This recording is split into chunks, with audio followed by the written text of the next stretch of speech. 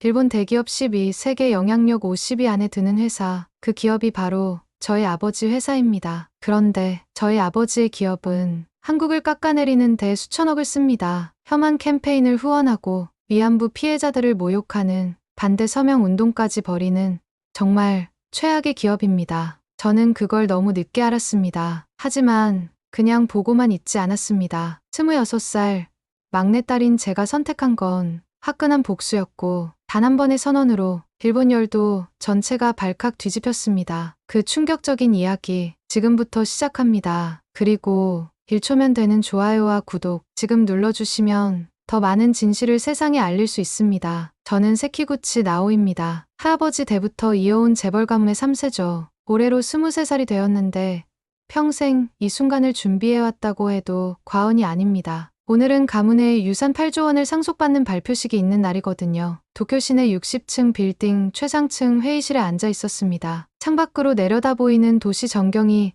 마치 제 손안에 있는 것 같았어요. 하지만 그 순간 아버지의 차가운 목소리가 회의실을 가득 채웠죠. 회의 자료를 넘기다가 저는 깜짝 놀랐습니다. 혐한 문화 콘텐츠 지원 예산이라는 항목이 적혀 있었거든요. 제가 상속받을 재산의 상당 부분이 한국의 문화 콘텐츠를 견제하는 데 쓰인다는 내용이었어요. 아버지는 담담하게 설명했습니다. 우리 가문이 지금까지 살아남을 수 있었던 것은 한국을 적당히 견제해왔기 때문이라고 하더군요. K-팝과 K-드라마가 를 휩쓸고 있는 상황에서 우리는 그것을 막아야 한다는 논리였습니다. 언니 유리코도 마찬가지였어요. 이건 단순한 비즈니스 전략이라고 말했죠.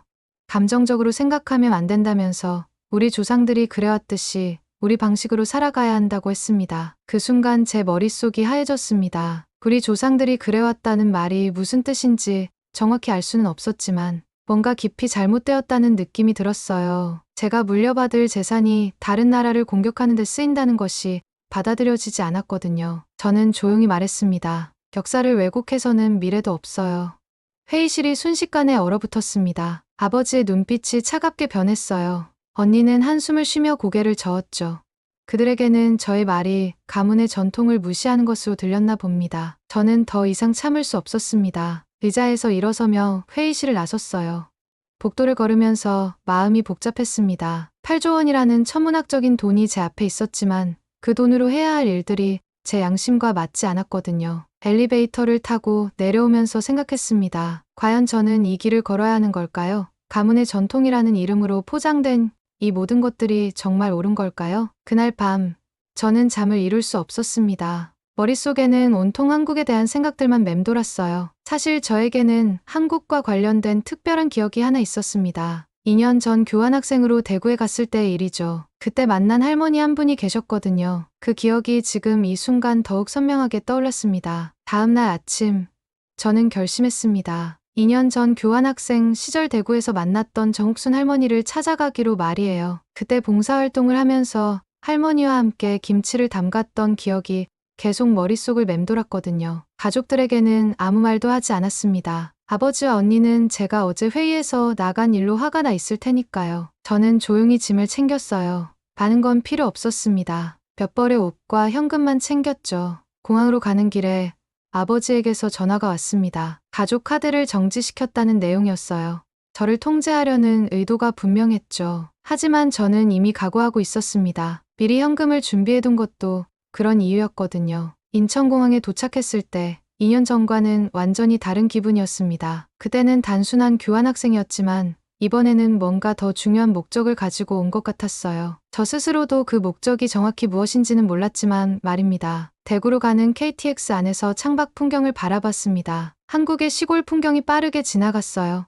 논밭과 작은 마을들이 평화로워 보였습니다. 일본과는 또 다른 매력이 있더군요. 대구에 도착해서 옥순 할머니가 계신 동네를 찾아갔습니다. 달동네라고 불리는 곳이었어요. 좁은 골목길을 따라 올라가니 2년 전과 똑같은 풍경이 펼쳐졌습니다. 작은 집들이 다닥다닥 붙어 있고 빨래가 줄에 널려 있는 모습이 정겨웠죠. 할머니 집 앞에 도착했을 때 가슴이 두근거렸습니다. 과연 할머니가 저를 기억하실까 하는 걱정이 들었거든요. 문을 두드리니 할머니가 나오셨어요. 처음에는 누군지 모르시는 것 같았는데 제가 인사를 드리니 곧 알아보시더군요. 아, 너 그때 그 일본 학생 맞지? 할머니가 반갑게 말씀하셨습니다. 할머니는 저를 집 안으로 들여보내 주셨어요. 2년 전과 똑같은 작은 방이었습니다. 하지만 뭔가 달라진 게 있었어요.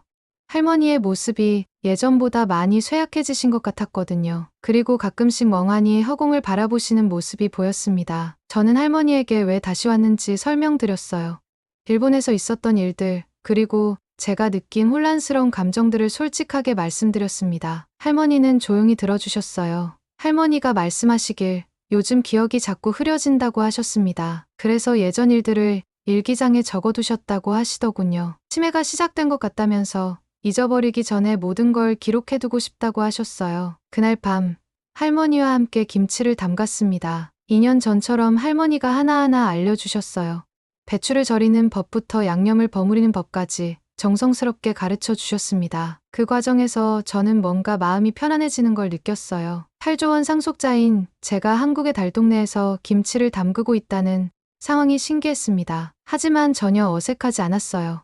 오히려 이게 제가 진짜 원하던 삶인 것 같았거든요. 며칠 동안 할머니와 지내면서 저는 할머니의 상태가 생각보다 심각하다는 걸 알게 되었습니다. 치매가 꽤 진행된 상태였어요. 가끔씩 저를 못 알아보시기도 하고 같은 말씀을 반복하시기도 했거든요. 그래서 할머니는 기억이 남아있을 때 모든 것을 기록해두고 계셨습니다. 오래된 일기장들이 방 한쪽에 쌓여 있었어요. 할머니는 제게 그 일기장들을 보여주셨습니다. 내가 죽기 전에 이 이야기들을 누군가는 알아야 해. 할머니의 목소리에는 절박함이 담겨 있었어요. 저는 조심스럽게 일기장을 펼쳐봤습니다. 할머니의 삶이 고스란히 적혀 있었어요. 어린 시절 이야기부터 시작해서 일제강점기 때 겪었던 일들까지 상세하게 기록되어 있더군요. 그런데 한 페이지를 넘기다가 저는 깜짝 놀랐습니다. 세키구치 부대라는 표현이 눈에 들어왔거든요. 제 성과 똑같은 이름이었어요. 심장이 쿵쾅거리기 시작했습니다. 할머니는 17세 때 일본군에게 끌려갔다고 적혀 있었습니다. 그때 담당했던 부대가 바로 세키구치 부대였다는 내용이었어요. 일기장에는 그곳에서 겪었던 끔찍한 일들이 생생하게 기록되어 있었습니다. 저는 떨리는 손으로 계속 읽어나갔습니다. 할머니가 위안부로 끌려가 겪었던 고통들이 적혀 있었어요. 그리고 그 모든 일을 지시하고 관리했던 사람이 세키구치라는 성을 가진 일본군 장교였다는 내용도 있었죠. 할머니, 이 세키구치라는 사람은 제가 조심스럽게 물어보려 할 때 할머니가 저를 바라보시며 말씀하셨어요. 할머니의 눈에는 오랫동안 쌓인 아픔이 고스란히 담겨 있었습니다. 저는 충격을 받았습니다. 제 조상이 할머니에게 그런 끔찍한 일을 저질렀을 가능성이 높았거든요. 세키구치라는 성이 흔한 성이 아니었기 때문에 우연의 일치일 가능성은 낮았어요. 그날 밤 저는 잠을 이룰 수 없었습니다. 할머니의 일기를 계속 읽어봤어요.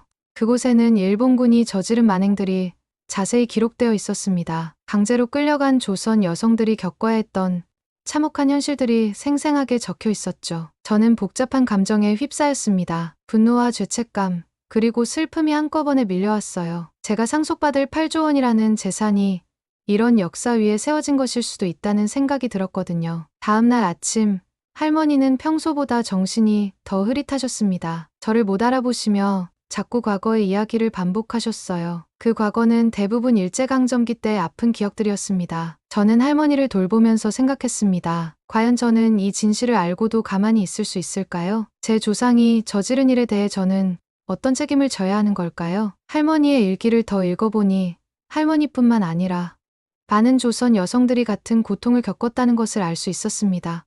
그리고 그 모든 것이 조직적이고 계획적으로 이루어졌다는 사실도 알게 되었어요. 저는 결심했습니다. 이 진실을 세상에 알려야겠다고 말이에요. 그리고 제가 할 수 있는 모든 방법으로 속죄해야겠다고 생각했습니다. 일주일 후 저는 도쿄로 돌아왔습니다. 상속 발표일이 다가오고 있었거든요. 하지만 제 마음은 이미 정해져 있었어요.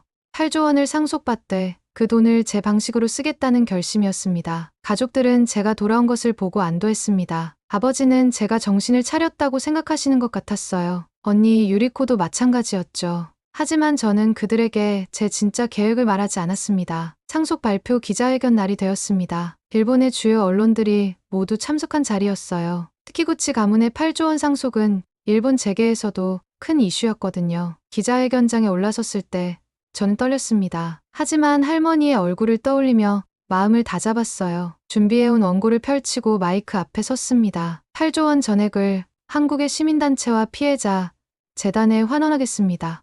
기자회견장이 순식간에 술렁거렸습니다. 아버지와 언니의 얼굴이 새하얗게 변했어요. 기자들은 깜짝 놀라며 카메라 셔터를 눌러댔죠. 저는 계속해서 제 이야기를 했습니다. 한국에서 만난 할머니 이야기, 그리고 제 조상이 저지른 일들에 대한 진실을 알게 된 과정을 솔직하게 말씀드렸어요.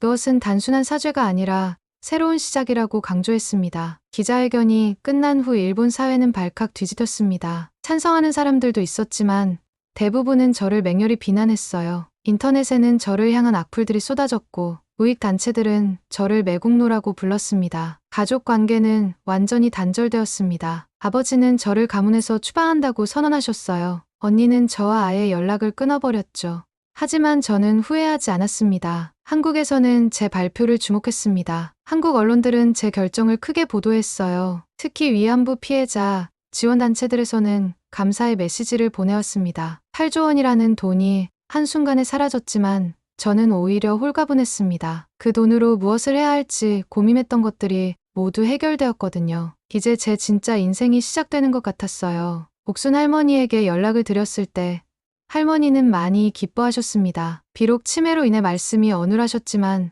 제 결정을 지지해 주신다는 걸 느낄 수 있었어요. 저는 도쿄의 작은 원룸으로 이사했습니다. 8조 원의 상속자에서 일반인이 된 것이죠.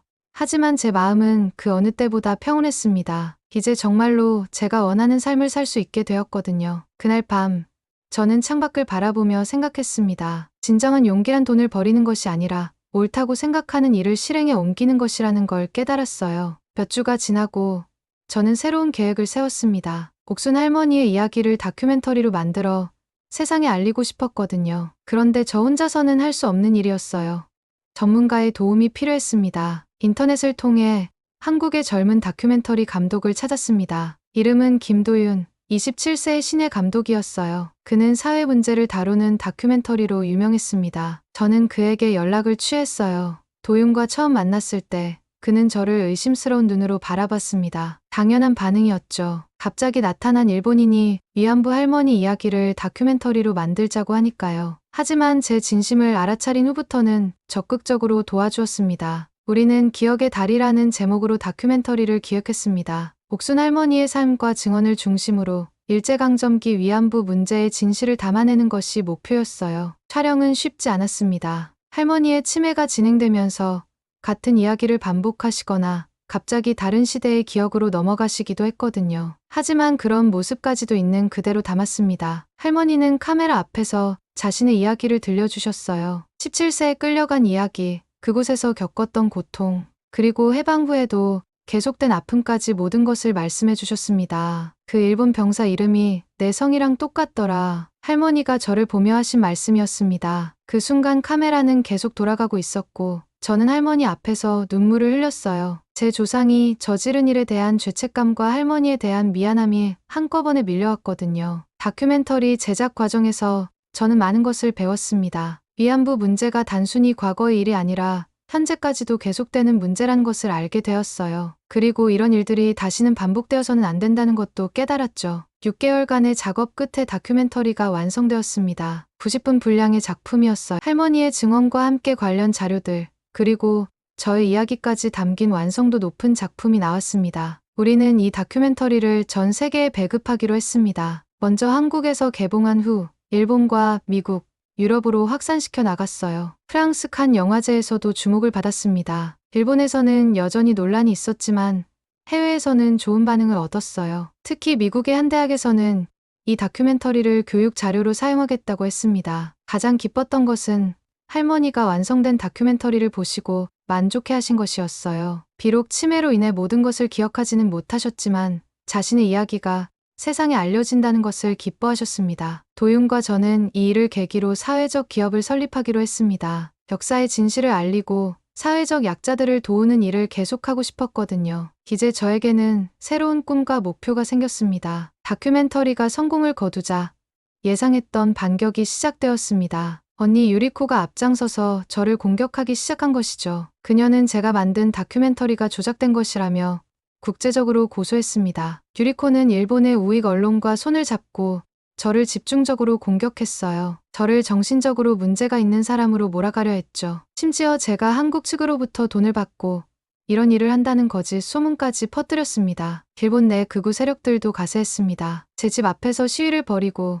인터넷에는 저를 향한 협박 메시지들이 쏟아졌어요. 심지어 신변 위협을 느낄 정도의 과격한 행동들도 있었습니다. 하지만 더 큰 문제가 생겼습니다. 옥순 할머니가 갑자기 쓰러지신 것이에요. 병원으로 급히 옮겨졌지만 의사는 회생이 어렵다고 했습니다. 할머니의 나이와 치매로 인한 전신 쇠약이 원인이었어요. 저는 급히 대구로 달려갔습니다. 병원 중환자실에 누워 계신 할머니를 보니 가슴이 아팠어요. 그 작은 몸으로 평생을 견뎌오신 할머니가 이제 생의 마지막을 맞이하고 계신 것 같았거든요. 한국 언론들은 제 상황을 주목했습니다. 조용한 일본 소녀가 역사를 뒤집다라는 제목의 기사가 나오기도 했어요. 반면 일본에서는 저를 조롱하는 기사들이 계속 나왔습니다. 국제사회에서는 양쪽의 반응이 엇갈렸습니다. 서구 언론들은 대체로 제 편을 들어주었지만 일본의 로비를 받은 일부 매체들은 저를 의심스럽게 바라봤어요. 가장 힘들었던 것은 도윤마저 위협을 받기 시작한 것이었습니다. 그의 가족들까지 압박을 받게 되자 저는 그에게 미안한 마음이 들었어요. 제 때문에 무고한 사람들이 피해를 입고 있었거든요. 할머니의 병상에서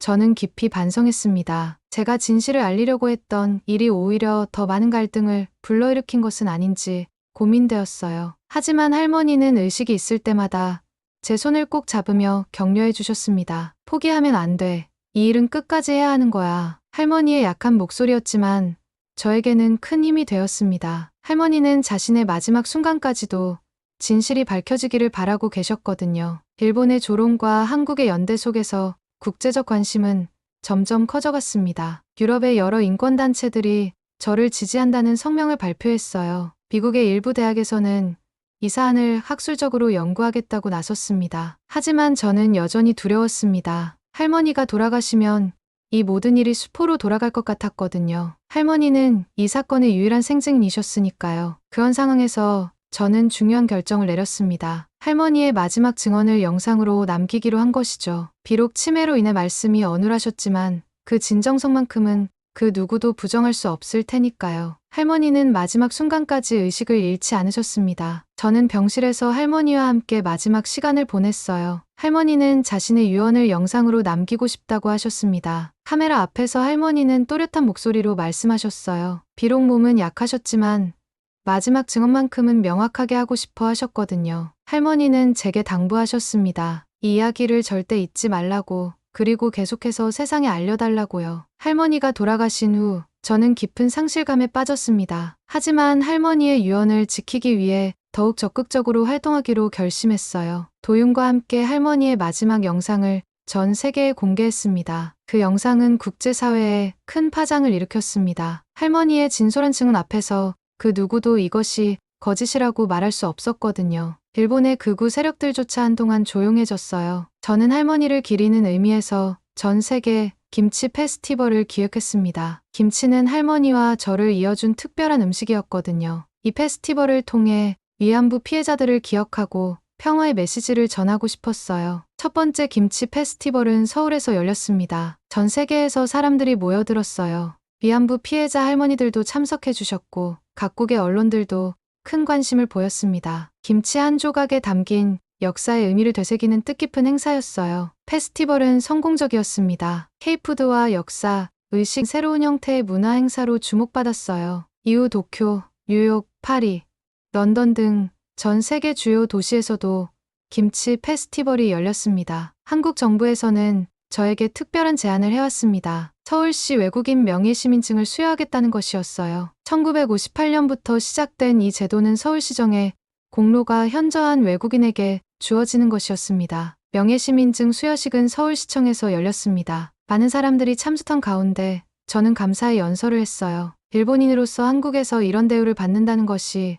정말 영광스러웠습니다. 김치 한 조각에 담긴 할머니의 사랑과 아픔을 잊지 않겠습니다. 연설을 마치자 청중들이 기립박수를 보내주었습니다. 그 순간 저는 할머니도 하늘에서 기뻐하고 계실 것 같다는 생각이 들었어요. 명예시민이 된 후 저는 한국에서의 활동을 더욱 활발히 할 수 있게 되었습니다. 서울시립미술관과 박물관 등의 문화시설을 자유롭게 이용할 수 있었고 시정 관련 위원회에도 참여할 기회를 얻었어요. 김치 페스티벌은 매년 정기적으로 열리는 국제 행사로 자리 잡았습니다. 단순한 음식 축제를 넘어서 평화와 화해의 상징이 되었어요. 특히 젊은 세대들에게 역사, 교육의 장이 되기도 했습니다. 일본에서는 여전히 비판적인 시각이 있었지만 점차 이해하는 사람들이 늘어갔습니다. 특히 젊은 일본인들 사이에서는 저를 지지하는 목소리가 높아졌어요. 진실을 직시하고 화해로 나아가야 한다는 의견이 많았습니다. 할머니가 남겨주신 김치의 의미가 이렇게 큰 울림을 줄 줄은 몰랐어. 음식을 통해 역사를 기억하고